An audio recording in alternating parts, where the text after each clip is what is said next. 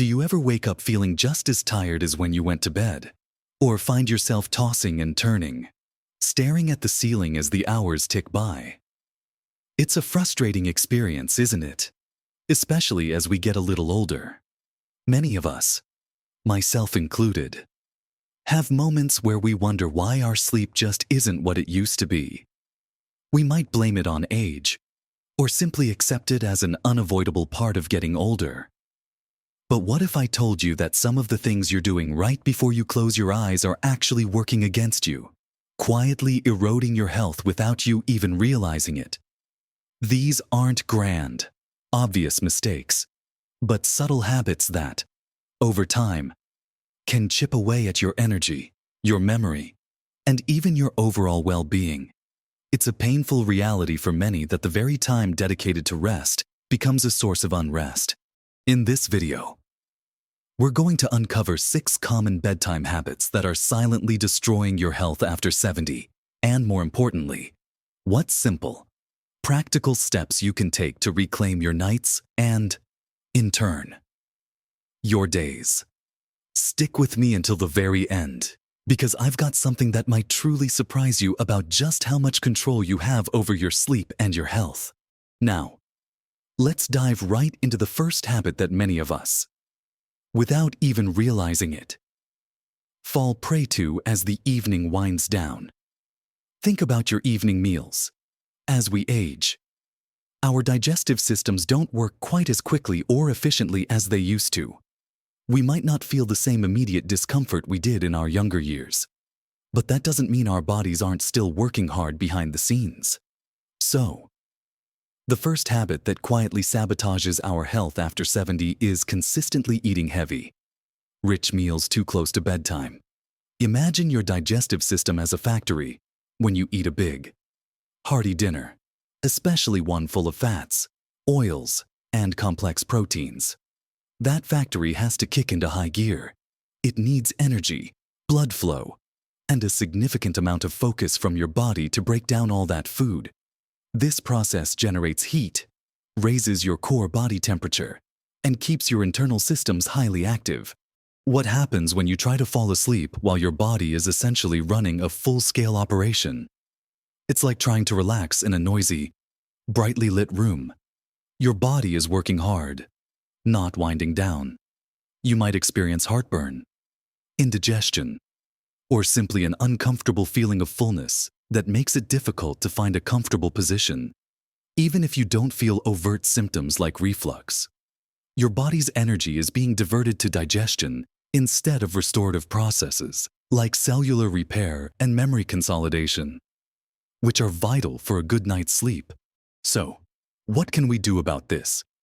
The simple actionable step here is to finish your main meal at least 2 to 3 hours before you plan to go to bed.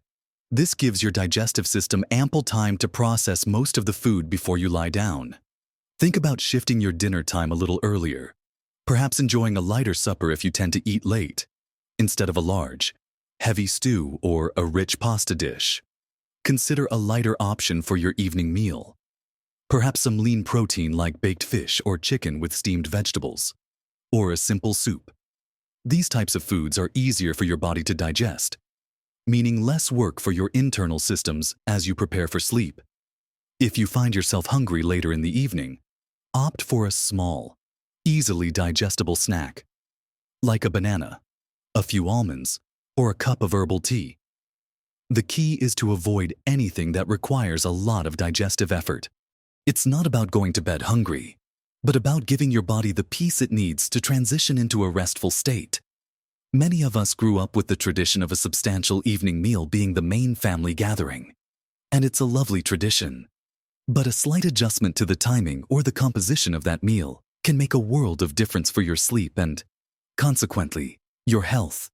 This isn't just about avoiding a rumbling stomach. It's about giving your body the physiological green light to truly power down. And speaking of powering down, the next bedtime habit that silently undermines our health, especially as we get older, involves the glow of our screens. Many of us find ourselves unwinding in the evening by scrolling on a tablet, catching up on news on our phone, or watching a favorite show on television. It feels relaxing, doesn't it? A way to switch off from the day. But here's the quiet danger: excessive screen time, particularly in the hour or two leading up to bedtime, is a significant disruptor to your natural sleep cycle. The blue light emitted from these devices is the primary culprit. Our brains are incredibly sensitive to light. And blue light, specifically, mimics daylight. When your eyes are exposed to blue light, especially after the sun has set, your brain gets a confusing signal that it's still daytime. This suppresses the production of melatonin, the hormone responsible for signaling to your body that it's time to get sleepy and prepare for sleep. Think of melatonin as your body's natural lullaby. When it's suppressed, that lullaby simply isn't played, or it's played too softly for your body to hear. Beyond the blue light, the content itself on these screens also keeps your mind stimulated, whether it's the latest news headlines, an engaging movie, or social media updates. Your brain is actively processing information, engaging emotionally, and remaining alert. It's difficult to switch from a state of high mental engagement directly into a state of deep relaxation and sleep. Your mind needs a quiet period to wind down, to process the day's events in a calm, reflective way, rather than being bombarded with new information right up until the moment you try to close your eyes. So, how can we navigate this increasingly digital world without sacrificing our sleep? The actionable step here is to implement a digital sunset at least an hour, ideally 2 hours, before your desired bedtime. This means turning off all phones, tablets, computers, and even the television. This might sound challenging at first, especially if these devices have become a central part of your evening routine. But think of it as an investment in your well-being. What can you do instead during this digital-free hour? There are so many wonderful, calming alternatives. Pick up a physical book, the kind with paper pages, and get lost in a story. Listen to some soothing music or a calming podcast. Engage in a quiet conversation with your partner or a family member. Perhaps you could try some gentle stretching or light yoga. Some people find knitting, drawing, or even doing a jigsaw puzzle to be incredibly relaxing activities that don't involve screens. The goal is to shift your brain from an active, stimulated state to a more relaxed, contemplative one.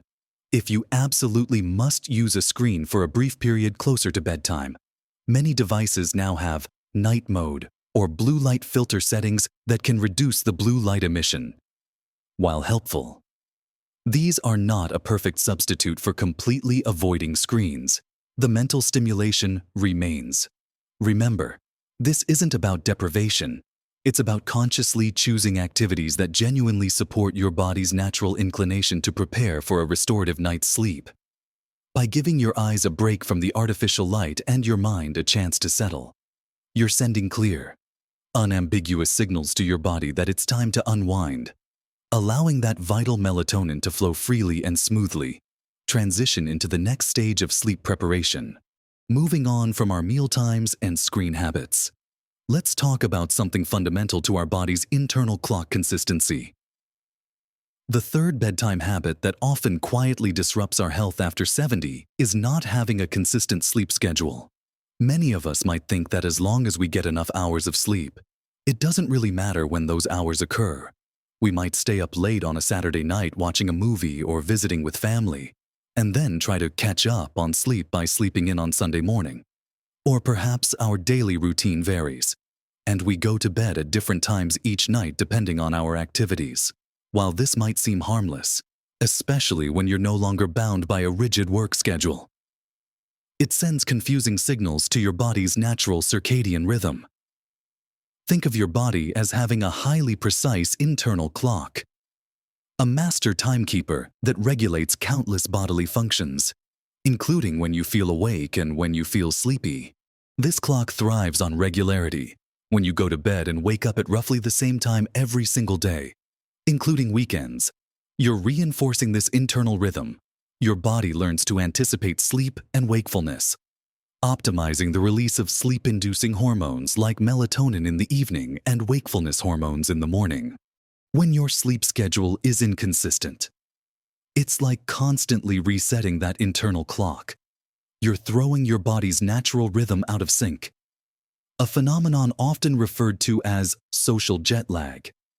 This can make it harder to fall asleep when you finally do go to bed, as your body isn't sure it's time to be sleepy.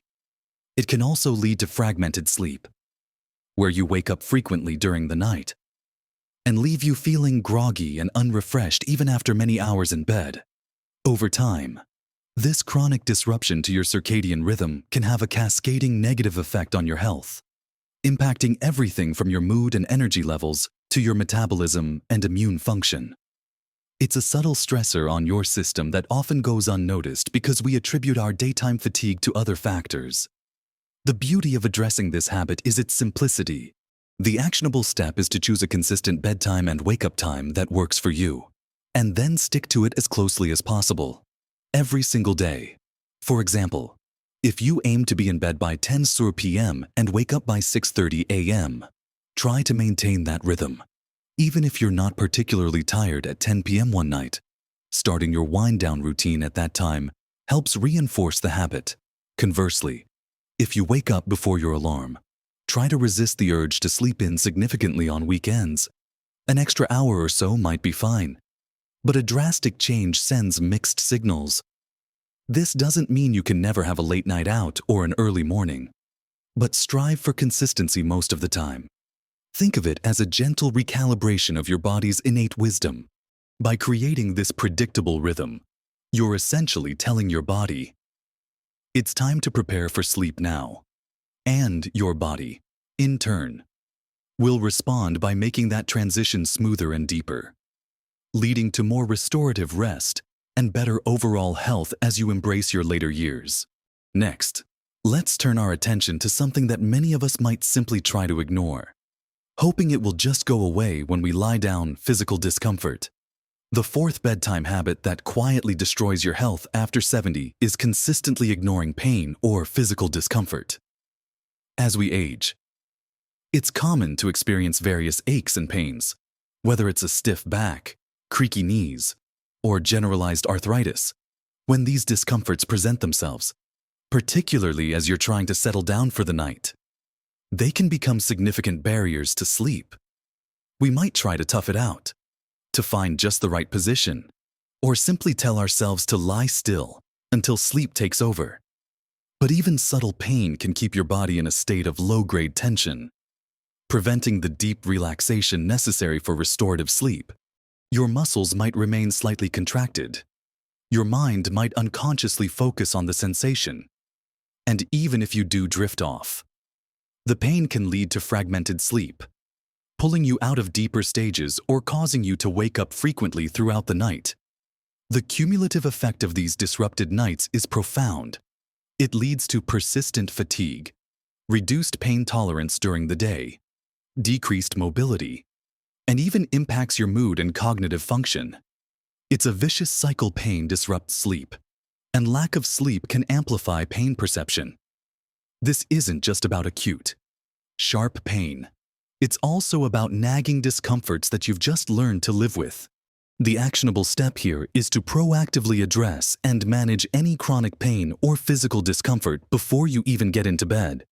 This isn't about taking a pill every night, though for some, physician-prescribed medication might be part of the solution. It's about understanding the source of your discomfort and exploring non-pharmacological approaches first. Consider gentle stretching or light yoga during the day to improve flexibility and reduce stiffness. A warm bath or shower before bed can do wonders for relaxing tense muscles and soothing aching joints. Applying a heat pack or a cold pack to a specific area of pain can also provide significant relief. Ensure your sleep environment is optimized for comfort. Is your mattress still providing adequate support? Is your pillow suitable for your sleeping position and neck alignment?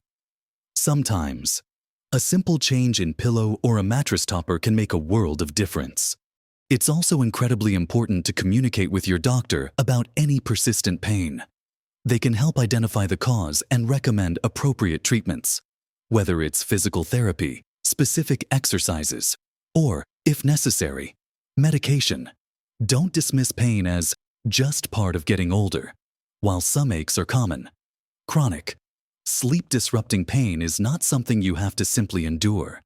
Taking proactive steps to manage your physical discomfort sends a clear signal to your body that it's safe to relax and truly let go, paving the way for the undisturbed, healing sleep your body desperately needs to repair and rejuvenate itself. This proactive approach to comfort is a cornerstone of deep, restorative rest. Beyond physical discomfort, let's explore the mental side of our bedtime routines. The fifth habit that silently destroys your health after 70 is allowing worry and stress to fester right up until you close your eyes. In our lives, especially as we navigate the unique challenges and changes that come with our later years, it's natural to have thoughts, concerns, and even anxieties about the day that just passed or the day ahead. Maybe you're thinking about a conversation you had, an appointment tomorrow, or perhaps you're simply running through your to-do list. The problem arises when these thoughts become a persistent stream of worry that you carry with you into your bed. When your mind is actively engaged in problem-solving, rehashing events, or anticipating future challenges, your brain remains in a state of heightened arousal. This activates your sympathetic nervous system, your fight-or-flight response, even when there's no immediate physical threat. Your body releases stress hormones like cortisol. Your heart rate might increase slightly, and your muscles can remain subtly tense. This is the exact opposite of what your body needs to do to prepare for sleep. Sleep requires your parasympathetic nervous system, your rest and digest system, to take over, allowing your body and mind to calm down and disengage from the day's demands. Trying to fall asleep while your mind is racing with worries is like trying to turn off a light switch when the circuit breaker is still on. The mental chatter simply keeps your brain too active to transition into a restful state. Over time, chronic nighttime worry leads to sleep-onset insomnia, fragmented sleep, and shallow, non-restorative sleep, leaving you feeling emotionally drained and mentally foggy the next day. It's a silent erosion of your peace of mind and overall well-being. So, how do we quiet the mental chatter that often accompanies us to bed? The actionable step here is to create a dedicated worry window earlier in the evening, well before bedtime, and implement a calming mental wind-down routine instead of bringing your worries into bed. Set aside 15 to 30 minutes earlier in the evening, perhaps after dinner but before your digital sunset, specifically for addressing your thoughts and concerns. During this worry window, you can write down your thoughts in a journal. Just getting them out of your head and onto paper can be incredibly cathartic and make them feel less overwhelming. You can make a to-do list for the next day, jotting down any tasks or appointments so you don't have to carry them in your mind if there's a specific problem. Think through possible solutions or actions you can take, and then consciously decide to put it aside until tomorrow. Once your worry window is over, commit to letting those thoughts go until the next day. Then, transition into a calming mental wind-down routine. This could involve gentle meditation, focusing on your breath, or practicing deep relaxation techniques. Listening to a guided meditation specifically for sleep can be incredibly effective. Some people find it helpful to focus on gratitude, thinking about 3 positive things that happened during their day, no matter how small. Others enjoy visualizing a peaceful scene, like a quiet beach or a tranquil garden. The key is to consciously shift your mental state from active problem-solving or worry to one of peaceful contemplation and letting go. By establishing this boundary between your worries and your sleep space, you're teaching your brain that bedtime is for rest, not for rumination, allowing your mind to calm and your body to prepare for the deep, restorative sleep it truly deserves. This mental discipline is a powerful tool in reclaiming your nights. Finally, we arrive at the 6th bedtime habit that often quietly destroys health after 70: neglecting your bedroom environment. It's easy to overlook the physical space where you sleep, assuming that as long as you're in bed, sleep will simply happen. However, your bedroom should be a sanctuary, a calm and comfortable haven specifically optimized for rest. Many people unknowingly sabotage their sleep by having a bedroom that is too bright, too noisy, or at an uncomfortable temperature. Think about it: even a small sliver of light from a digital clock, a street lamp outside, or light seeping under the door can be enough to disrupt your sleep. Our brains are hardwired to respond to light, and even subtle illumination can interfere with melatonin production and pull you out of deeper sleep stages. Similarly, noise, whether it's traffic outside, a snoring partner, or household sounds, can prevent you from falling asleep. Or, even if you don't consciously wake up, it can trigger micro-arousals that fragment your sleep and prevent true rest. And then there's temperature. A bedroom that's too hot or too cold can make it incredibly difficult to fall asleep and stay asleep comfortably. Your body temperature naturally drops in preparation for sleep, and an overly warm room works against this natural physiological process, causing you to toss and turn and potentially wake up sweating. The actionable step to combat this destructive habit is to meticulously optimize your bedroom for sleep, making it your ultimate sleep sanctuary. First, focus on darkness. Invest in blackout curtains or blinds that effectively block out all external light. If there are internal light sources, like indicator lights on electronics, cover them or unplug them. Even consider wearing an eye mask.